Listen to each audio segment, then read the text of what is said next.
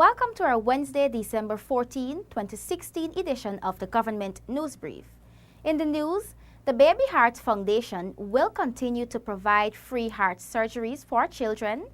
Education and youth empowerment remain high on Ministry of Indigenous Peoples Affairs agenda, and several new initiatives to enhance natural resources sector.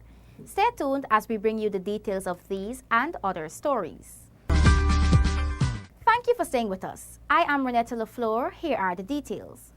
The Baby Heart Foundation will continue to provide free heart surgeries for children thanks to the signing of a Memorandum of Understanding. Gabriela Patram has more. The International Children's Heart Foundation, commonly known as the Baby Heart Foundation, will enter into a Memorandum of Understanding with the government. The memorandum will be done through the Ministry of Public Health to perform surgeries on infants born with heart defects and abnormalities. Rodrigo Soto, heading the team in Guyana, told Gina of some expectations from the foundation for 2017. In 2017, we are in the process now to sign a Memorandum of Understanding with the Ministry of Health. Certainly the minister and the ministry understand pretty well the relevance and the importance of developing this program, not only for the children with congenital heart disease, but also for all the children of Guyana, since we are also building local capacity to manage a pediatric intensive care unit. The team of doctors traveled to Guyana 4 times for 2016 and performed 95 heart surgeries with only 2% mortality. The Baby Heart Foundation program here in Guyana is expected to expand and be extended until 2020. The Baby Heart Foundation has thus far trained 13 nurses, 2 surgeons, 7 pediatric registrars, 6 scrub nurses, 4 anesthetic cardiology residents, and other local personnel. This is aimed at having the local health system equipped with specialists in the area. The whole aim of Baby Heart here is to not just operate on children, but to make sure that they train the local team so that at some point in the future, we will be able to take over and have a self-sustaining unit. And we've been working towards that for the last 2 years. The line of surgeries performed by the Baby Heart Foundation is a start to ensuring the babies born with heart complications and defects are identified and treated within a timely manner. This will eventually save lives and allow children to live longer, healthier lives. For the Government News Brief, I'm Gabriela Patram. Education and youth empowerment remain high on the agenda of the Ministry of Indigenous Peoples Affairs. The ministry's budgetary allocation was approved by the Committee of Supply. Find out more in this report. The $13 billion allocated in the 2017 national budget for the ministry was today approved by the Committee of Supply. However, this did not happen without queries from members of the opposition. Representing the ministry was Minister within the Ministry of Indigenous Peoples Affairs, Valerie Garrido-Low. Opposition Member of Parliament Gail Teixeira questioned the sum of $66 million, wanting to know why only $16 million was going towards the National Tushaus Council and $50 million to Bina Hill Institute. Minister Garrido-Low explains. The $16 million for NTC caters for the meetings of the National Tushaus Council, while the $50 million for Bina Hill caters for the increase of the students at Bina Hill. That is education, and our government, and you would agree with us that education is paramount right now in our country, and the hinterland must not be left behind. Thank you. Empowering Indigenous youth continues to be on the front burner of the ministry. The sum of $991 million is allocated to further progress the Hinterland Employment and Youth Service HACE program. Opposition Member of Parliament Yvonne Pearson questioned whether the money will be used efficiently.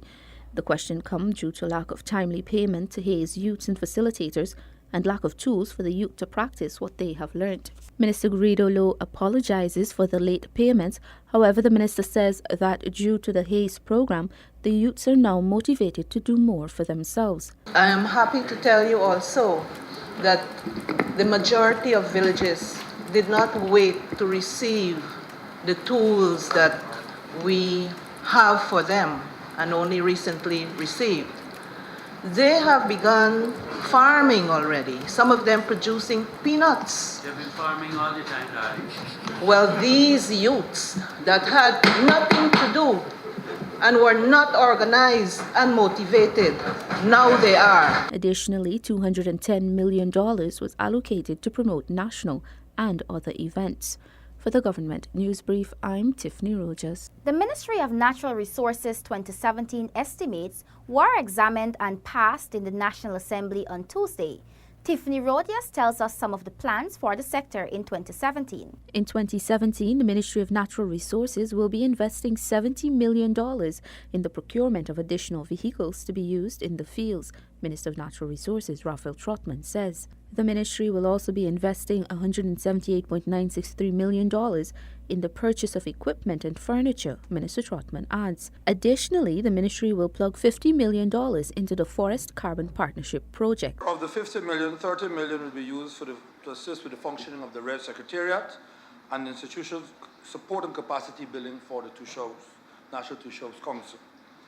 There's also going to be established a national grievance redress mechanism, $16,400,000, and a communication and outreach action plan has been developed, and participatory mechanisms are being put in place to operationalize this. That, sir, will be $3,600,000. The estimates have also allocated increased provisions for training and scholarships. We plan to do training for a performance review in January of 2017. We are reviewing the strategic plan, as disclosed earlier. We have a seminar planned for the green economy and greening of the economy and natural resources. Another training for project cycle management, occupational health and safety education, and geographic information training, sustainable development. So these are the areas where training is budgeted for 2017. For the emerging oil and gas sector, $200.7 million has been allocated for petroleum management. The provisions include recruitment of staff and consultancies, Minister Trotman says. We wish, sir, to bring the local content policy to finalization in 2017. Local content regulations to accompany that policy. We wish, sir, to complete the Sovereign Wealth Fund and its accompanying funds, stabilization, citizens' participation, infrastructural development and social welfare, organizational strengthening capacity building, sir, we do require assistance, consultancies for that, and a geoscientific review of the petroleum data at hand. Opposition Member of Parliament Odinga Lumumba questioned whether provisions are in place for training of small miners. Minister Trotman confirmed there will be. This training is being done by the GGMC, and members may recall that I did speak about the mining school providing training for small miners. Last year we trained over 300 miners, sir, small miners in techniques, managing a mine and safety and so forth. Much focus to be placed on fisheries, crops and livestock sectors in 2017.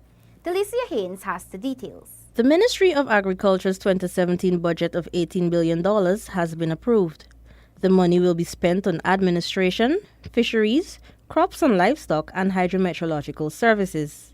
As the estimates for each subsector were presented to the Parliament Committee of Supply for approval, attention was brought to a number of areas, including increased budgetary allocations for training of staff, wages, and electricity in some areas. Mr. Chair, could the Honourable Minister identify the other operating expenses and say how much would be spent on each expenses? That is like item 6294.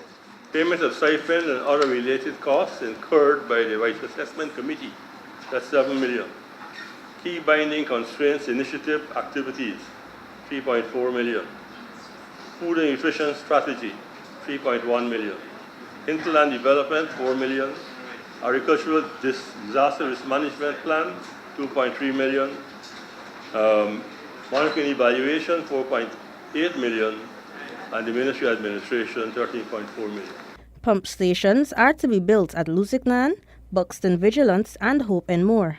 Meanwhile, the livestock sector will see massive development with improvement of poultry and cattle breeds, while ensuring that there are adequate facilities for ensuring that there is quality produce. The hinterland regions, more specifically the intermediate and interior savannas, have been targeted for the rolling out of a number of capital expenditure projects. The fisheries subsector has allocations to promote inland fishing with development of tilapia species. Hydrometeorological services will see the construction of climatological stations in Cato and hydrometeorological stations at Chai Chai, Sand Landing, and Amila Falls. It is stated here for an amount of 34 million provision for building and equipment. On the profile, sir, we have here completion of lab and bond. One, can the Honorable Minister give us an idea what will be the cost for the completion of this laboratory and bond? And where is this bond located? The bond is located at Brickdown. It is the activation of the hydrological water quality laboratory and the storage bond on the ground floor of the Hydromet office, and the cost is $15 million. Tashira points out that the budget presentation indicates that $20.6 billion was set aside for the sector, but only $18 billion was presented to the committee for approval. Minister Holder explains that the difference is outlined on the regional allocations for the Ministry of Communities. For the Government News Brief, I am Delicia Haynes. Staffers of the Ministry of Foreign Affairs are being trained to better execute the mandate of the ministry. Here is more. Government has embarked on restructuring the Ministry of Foreign Affairs so as to boost its capability to improve the nation's standing in the international arena. Minister of Foreign Affairs Carl Greenidge, making his final presentation for the 2017 budget debate, informed the National Assembly that special emphasis is being placed on building Guyana's international image. To this end, we have set out to ensure not only that appropriately trained ambassadors are appointed, but that step is complemented by the appointment of specially skilled consuls general, such as the Consul General in New York, who come with special both academic and people credentials necessary to facilitate handling of relations with the diaspora. The Foreign Affairs Minister adds that several programs were undertaken to enable the ministry to fulfill its economic diplomacy program and safeguard Guyana's interests. All of this was done with the aim of obtaining maximum value for money, he notes. We reported last year on the efforts to recruit new ambassadors, steeped in relevant skills and having experience necessary to prosecute our goals. I think we have largely been successful in that regard. There has been increased emphasis on economic diplomacy, and that emphasis requires the acceleration of trade and investment activities. It requires also that the ministry fast-tracks training in various aspects of economic diplomacy. The Foreign Service Institute is being utilized to play a greater role in fulfilling this task, the minister says. In this regard, a number of training programs in the area of foreign languages and trade was successfully launched. They were supplemented by guest lecturers from distinguished invitees on issues such as the legal aspects of negotiating international trade agreements, international border disputes, economic relations with the EU and Brexit, as well as, for example, on the question of geographical indications, which of foreign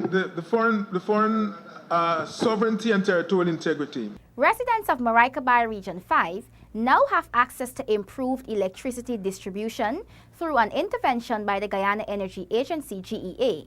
Here are the details. The intervention is a collaboration with GEA and the Latin America Energy Organization, OLADE. The two bodies have been working together to provide electricity through solar panels in hinterland communities. Energy engineer GEA Patrick Ketwaru says, It's a solar photovoltaic system in that you have solar panels which we use to charge batteries, and then the batteries in one instance where the freezer is, you use a direct 24 volts, go straight to the freezer without going through anything, and that runs the freezer. There's a high efficiency freezer, right? And then the other thing is that we send it through an inverter to convert it now to 110 AC current, which we're familiar with, to run other things like little blenders and give you electricity for the lights and maybe small fans and those kind of stuff. The energy engineer says meetings were held with the residents to find out what can be done and what is best suited for the residents. He notes that the aim is to help boost economic development in the community. One of the things we're trying to do is get community social responsibility responses from businesses now who will now look at this as a base and help now to come on board to help the village now. They have a base and they can now, you could get the CSR going. Okay, so the whole idea is to lay the foundation for greater development. Ketwaru explains that other communities have benefited from this intervention through the Hinterland Electrification Project. Meanwhile, Deputy Tushao of Maraikabai, Mary Joseph, commenced the initiative. So this would help the guests at the guest house. So to boost the rest house that we would get, it would be in with power and you would get your cool stuff whenever visitors come. And so we are so thankful with GA to do that donation for the community. According to Ketwaru, the members from the community group have been contributing towards the upkeep of the system. That has brought us to the end of today's edition of the Government News Brief. The details of these and other stories can be found on GINA's website. GINA has an active Facebook page and we encourage you to visit and like us so you can be informed as the news unfolds. Do join us again tomorrow for another edition of the Government News Brief. I am Renetta LaFleur. Thank you for watching.